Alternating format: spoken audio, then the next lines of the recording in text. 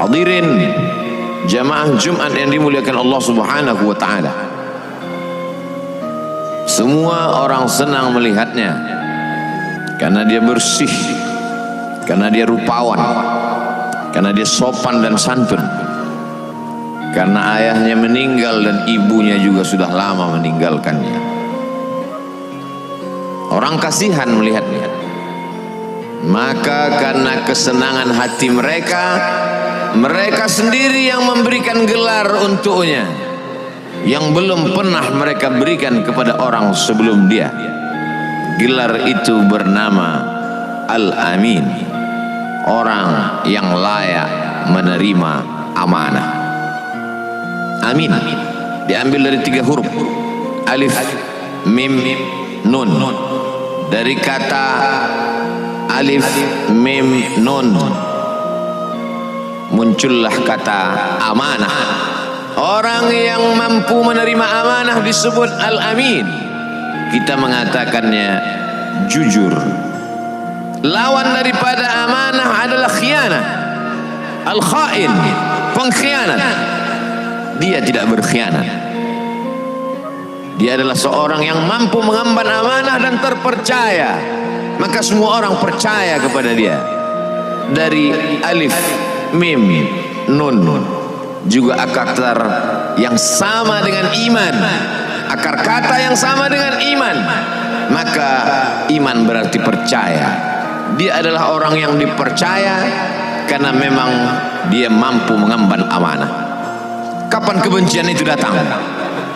Kebencian itu datang ketika dia naik ke atas bukit Safa dan dia berkata kepada semua penduduk Makkah, seandainya aku katakan di balik bukit Jabal Abi Quwais yang besar, gagah, perkasa, tinggi, menjulang ini ada pasukan musuh yang akan menyerang kita, apakah kalian percaya? Semua mereka berkata, shadaqnaka, kami percaya karena memang kami menggelar engkau orang yang dapat dipercaya. Seandainya aku katakan bahwa ada pasukan musuh yang akan meluluh lantakkan, menghantam, membunuh kita, apakah kalian percaya? Mereka menjawab, shadaqnaka, kami percaya. Seandainya aku katakan bahwa aku menerima wahyu dari Allah dan aku diperintahkan Allah untuk mengabarkan kepada kalian yang baik-baik akan masuk surga, yang jahat-jahat akan masuk neraka, percayakah kalian? Disitulah perlawanan datang, bukan dari orang lain, bukan dari musuh, bukan dari lawan. Perlawanan itu datang dari saudara kandung, dari ayah kandung yang masih ada hubungan darah. Tabban laka ya Muhammad alihadza jama'tana, celakalah engkau Muhammad, apakah hanya untuk ini saja kau kumpulkan kami hari ini? Allah membelanya, langsung Allah membelanya.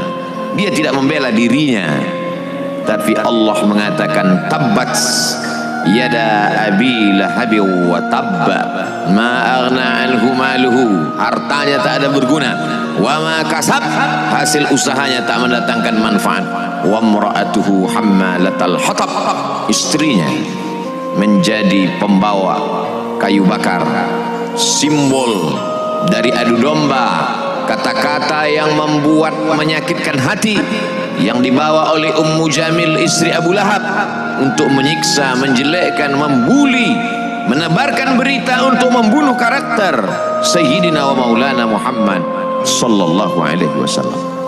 Ini bukti kalau hari ini ada anak muda yang rupawan, yang dermawan, yang disenangi lingkungannya, tidak ada orang yang tersinggung, biasa, karena Nabi Muhammad SAW juga pernah mengalami hal itu.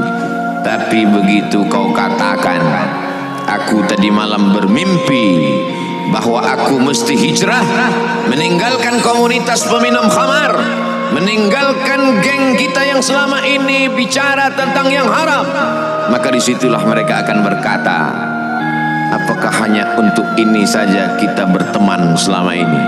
Mana persahabatan kita? Apa yang dialami pemuda-pemuda hijrah hari ini dialami oleh Rasulullah SAW 14 abad yang silam. Ketika kau berhasil bisnis, orang senang. Ketika kau berhasil membina rumah tangga, tidak ada orang yang tersakiti. Ketika anakmu lucu-lucu dan kau berada di tengah mereka, tidak terusik kepentingan mereka, tidak terganggu ekonomi mereka, engkau adalah sahabat, engkau adalah teman setia. Tetapi ketika kau tidak ikut kemauan manusia, disitulah engkau sedang melantik dirimu sendiri menjadi musuh. Maka Allah kuatkan hatimu. Wa in tuti aktsara man fil ardi, kalau kau ikut kebanyakan orang di atas muka bumi, yudilluka an sabilillah, mereka hanya akan menyesatkan engkau dari jalan Allah Subhanahu wa taala. Tapi api itu tidak pernah padam. Kalau dia padam, maka berakhirlah dakwah Islam. Dia terus bergelora, dia terus menyala, dia terus membakar kemunafikan, membakar kemusyrikan, sampai akhirnya embargo pun tiba. Jangan ada yang mau bergabung dengan kelompok Muhammad sallallahu alaihi wasallam. Jangan ada yang mau berkirim makanan, jangan ada yang mau berdagang, jangan ada yang mau menjalin transaksi. Mereka ingin membunuh secara perlahan-lahan. Jangan beli produknya, jangan duduk bersamanya, jangan berteman dengan dia. Kenapa kamu mau berfoto dengan dia? Kenapa kamu mau bergambar dengan dia? Kenapa kamu masih mau mendengar ceramah dia? Adakah orang yang mengalami hal itu hari ini? Adakah ketakutan-ketakutan dari hamba Allah yang mengatakan Allahu Akbar, Allah Maha Besar, tapi takut ditinggalkan kawan, cemas ditinggalkan sahabat? Maka itu pernah terjadi pada kelompok Sayyidina wa Maulana Muhammad sallallahu alaihi wasallam. Kalau pembunuhan karakter tidak berhasil, maka ada yang lebih dahsyat daripada itu. Mereka tawarkan dunia beserta isinya. Wallahi, demi Allah wahai paman, demi Allah wahai Abu Talib, law wada'u syamsa fi yamini wal qamara fi yasari, andai mereka letakkan matahari di tangan kananku, bulan di tangan kiriku, ala atruka hadzal amr, supaya aku tinggalkan dakwah ini, aku tidak akan meninggalkannya. Bujuk rayu mulai tiba. Itu terjadi pada diri Nabi Muhammad sallallahu alaihi wasallam. Kalau kau tidak mempan dimusuhi, kalau kau tidak mempan dirangkul, kau akan dipukul. Kalau kau tidak mempan dipukul, kau akan dirangkul. Berbagai macam cara, dari mulai yang paling keras sampai yang paling lembut, dari mulai yang paling lembut sampai yang paling keras, sampai akhirnya tempat bergantung itu hilang, lenyap, musnah. Ada dua tempat bergantung, saudara kandung ayah Abu Talib. Mereka tidak mengusiknya karena dia keponakan Abu Talib. Abu Talib anak Abdul Muttalib, Abdul Muttalib anak Hashim, Hashim anak Abdi Manaf, Abdi Manaf anak Qusay, Qusaylah pendiri Darun Nadwah. Mereka keturunan darah mulia dari Adnan. Adnan menerima tetesan darah dari Ismail. Ismail anak kandung Ibrahim alaihissalam. Jangan ganggu dia karena dia keponakan Abu Talib. Masih ada backing. Tapi Allah ingin agar hati itu tidak bergantung kepada manusia. Dia buat Abu Talib meninggal dunia, masih ada lagi tempat bergantung. Dia yang dulu ketika kedinginan datang, dia yang menyelimuti. Yang dulu ketika ketakutan datang, dia yang menenangkan. Dia datang menemui Waraqah ibnu Naufal. Waraqah berkata, Namus, malaikat yang pernah datang kepada Ibrahim, yang pernah datang kepada Musa, yang pernah datang kepada Isa, sekarang dia datang kepada suamimu. Katakanlah, jangan takut, jangan cemas. Kalau nanti sampai masanya dia akan diusir dari kampung halamannya, aku orang pertama yang akan membelanya. Karena begitu yang kutemukan dalam kitab-kitab suci yang kubaca, kata Waraqah bin Naufal. Hari itu juga tempat bergantung itu patah. Khadijah menghadap Allah Subhanahu wa ta'ala. Tak lagi ada makhluk tempat bergantung, tak ada lagi ranting tempat berhinggap, tak ada lagi batang kayu tempat berpegang. Allah ingin agar engkau berserah hanya kepada Dia saja. Tidak ada makhluk. Bersandar kepada makhluk akan kecewa, bersandar pada kayu yang rindang akan tumbang, bersandar kepada benda akan binasa, bersandar kepada sahabat akan berubah menjadi musuh. Bersandarlah kepada dia, Hayyun Maha Hidup, la yamut, dia tak pernah mati. Bersandarlah kepada dia, Al-Aziz yang Maha Perkasa, Al-Jabbar yang Maha Berkuasa. Itu yang diinginkan Allah dari sosok Sayyidina wa Maulana Muhammad sallallahu alaihi wasallam.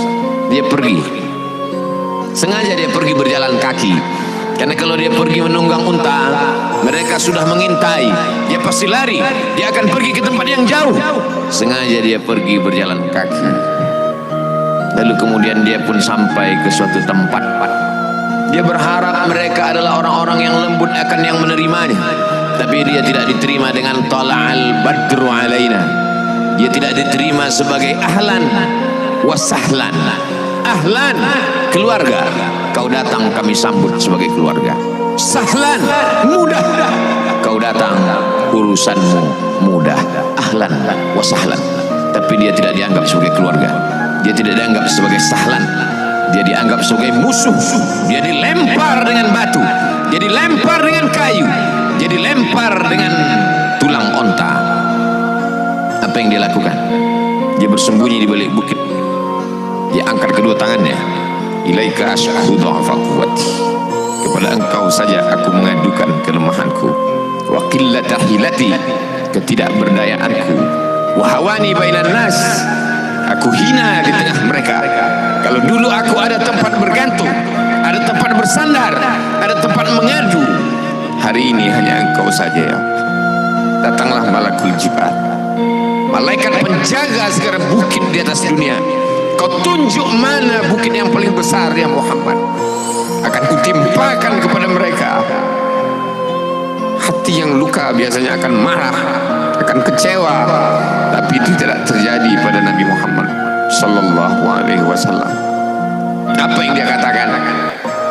Asallahu an yukhrij min aslabihim man ya'budullaha wa la yusyrika bihi syai'a. Ya Allah, keluarkan dari tulang sulbi mereka, keluarkan anak cucu mereka yang akan menyembah engkau. Tidak ada satupun yang akan mempersekutukan engkau di atas muka bumi ini. Doanya dikabulkan, hatinya susah, pikirannya kacau, tapi lidahnya tidak berkata-kata kasar. Dia doakan agar anak cucu mereka menyembah Allah.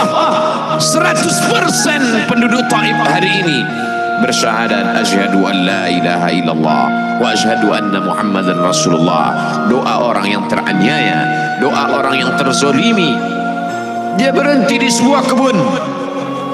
Ada seorang yang bukan terpandang membawakan beberapa ranting anggur sebagai pelipur lara, penghilang haus, pelepas dahaganya. Ketika anggur itu akan masuk ke mulutnya, dia berkata Bismillahirrahmanirrahim, atas nama Allah. Maka hamba sahaya miskin, susah, melarat, perantau yang tak punya apa-apa itu heran. Apa yang kau ucapkan? Bismillah. Kau sebut nama Allah ya. Tidak ada satupun orang di kampung ini kalau makan menyebut nama Allah. Siapa engkau? Aku Nabi yang diutus Allah Subhanahu wa ta'ala.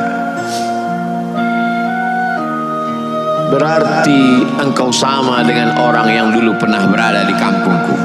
Engkau dari mana? Aku dari Ninawi. Ninawi ya. Di sana ada saudaraku, kata Nabi Muhammad sallallahu alaihi wasallam.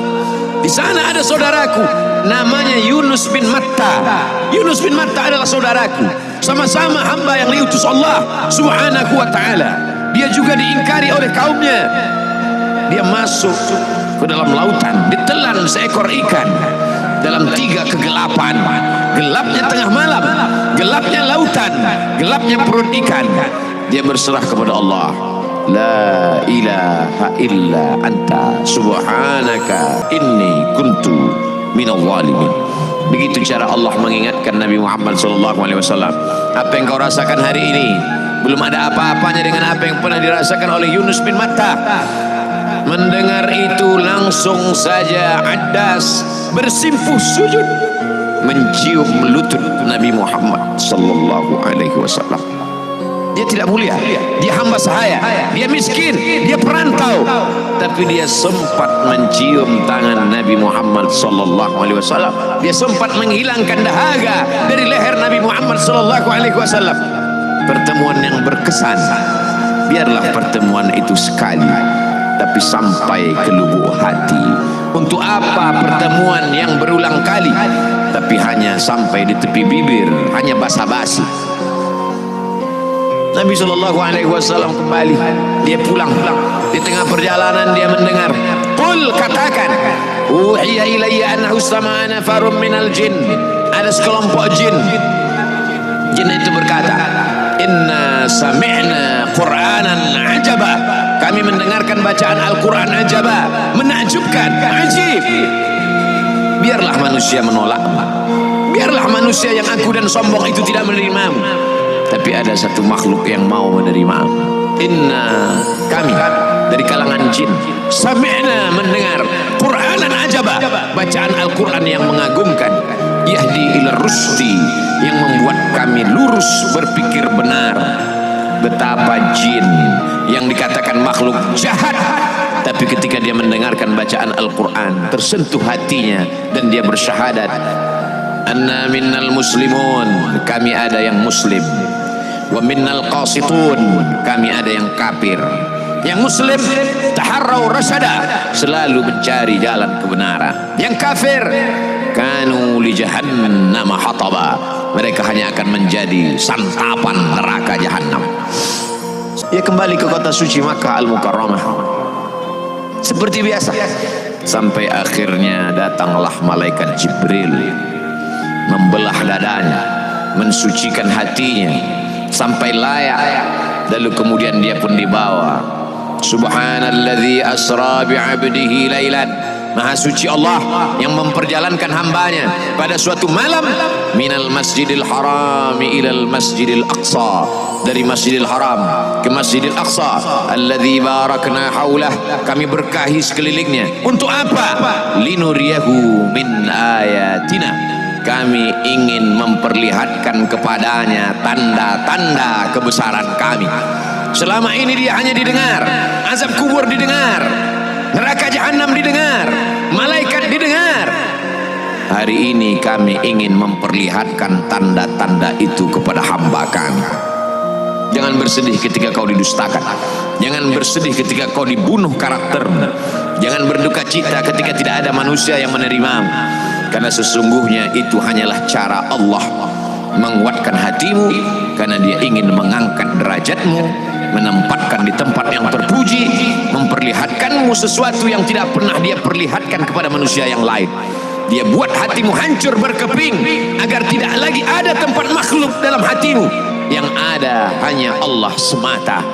Ma fi qalbi ghairullah.